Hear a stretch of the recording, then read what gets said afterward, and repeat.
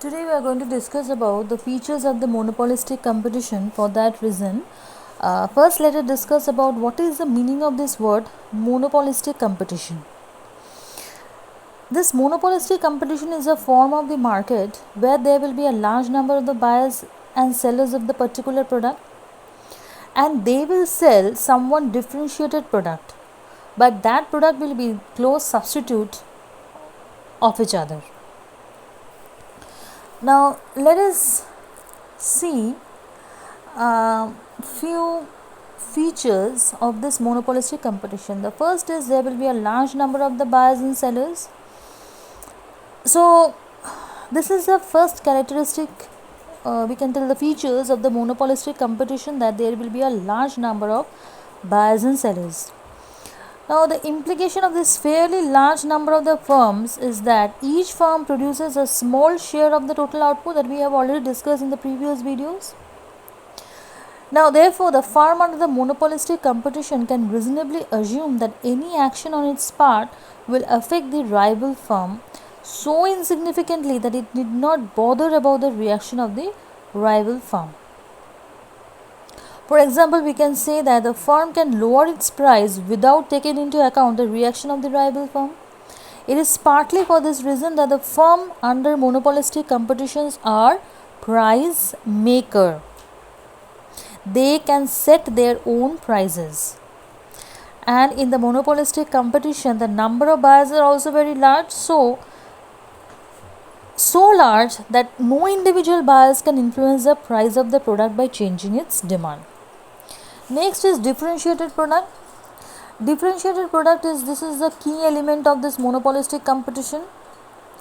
Now here each firm produces a product that is somewhat different from the product produced by the other competitors, but it is not entirely distinct product. That products produced by the different firms are substitute for each other, but they are not the perfect substitute. These products are not homogeneous. So here what we can tell, the products of different firms under the monopolistic competition may be different from each other in two ways. First is what? The products may be differentiated on the basis of the physical characteristics, such as the physical and the chemical ingredients of the product, difference in the quality, size, design, color, or difference in packaging. For instance, the calorie content of different cold drinks may differ, or different brands of the shirt may differ from each other in terms of, you can tell, cotton or the polyester mix. Next is that these differences may be imaginary or fancy, such as different packing, different trademarks, different brands. Secondly, the product may be differentiated on the conditions of surrounding of the sale of the market.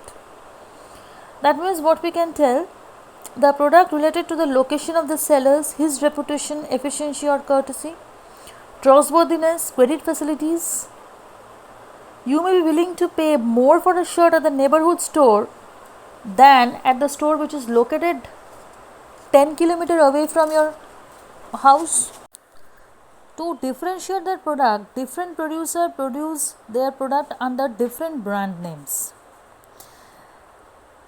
So this is the monopoly element of the monopolistic competition, but each firm has also to compete with each other firms producing similar product with different brand names. For example, we can tell Colgate toothpaste has a monopoly of the product of this particular product brand, but it has also to compete with each other firms producing toothpaste with different brand names, such as Pepsodent or Close Up.